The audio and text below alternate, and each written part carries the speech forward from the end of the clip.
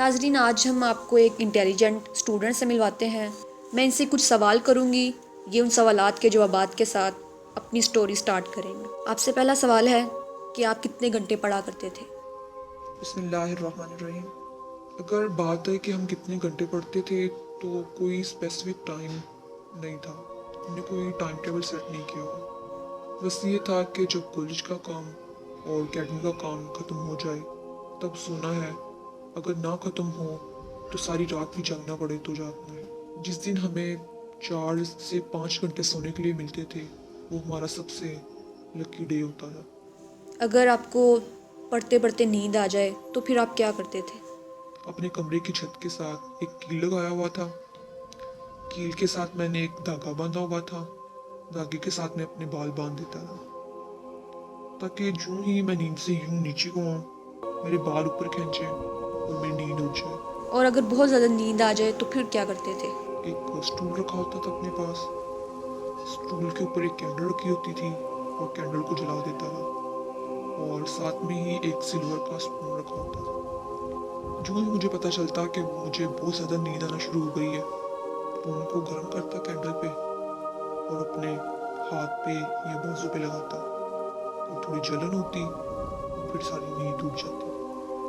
लेकिन ये जो आपके हाथ पे, ये इस वाले हाथ पे जो निशान है, ये स्पून के तो नहीं लग रहे। ये एक दिन हुआ यूं कि मेरा सुबह केमिस्ट्री का पेपर था और उस दिन मेरे पास कैंडल नहीं थी तो मुझे और कुछ नहीं मिला। मैंने माचिस की तीलियां पकड़ी, जलाई और अपने हाथ पे लगा दी। फिर कुछ देर जलन होती रही और फिर मेरी सारी नींद उड़ गई। स्टडी सेशन के दौरान आपने क्या खोया, क्या पाया, और आप कोमा में क्यों गए थे? अगर बात आए कि मैंने क्या पाया तो मैंने इन डिग्रियों के अलावा कुछ भी नहीं पाया।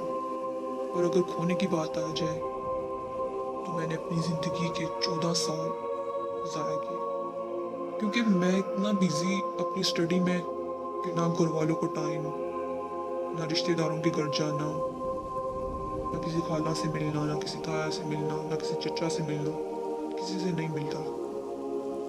बस सुबह शाम स्टडी स्टडी।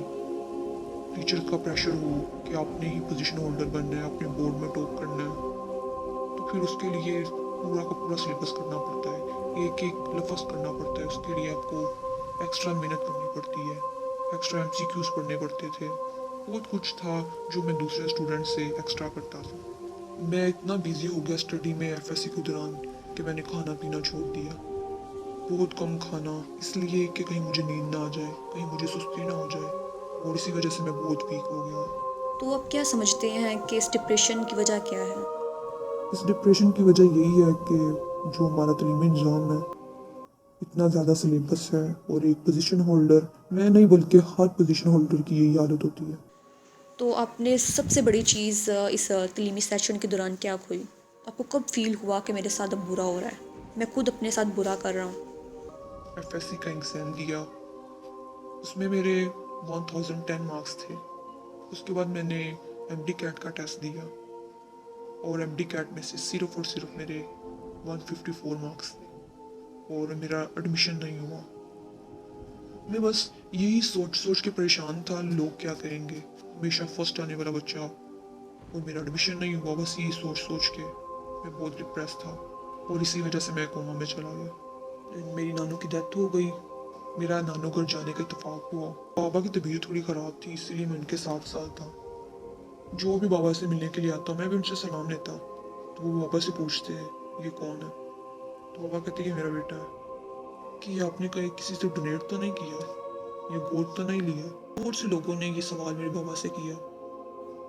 बहुत परेशान हो गया मैं कि वाकई मुझे मेरे बाबा ने लोगों ने डोनेट किया है या मुझे गोद लिया है।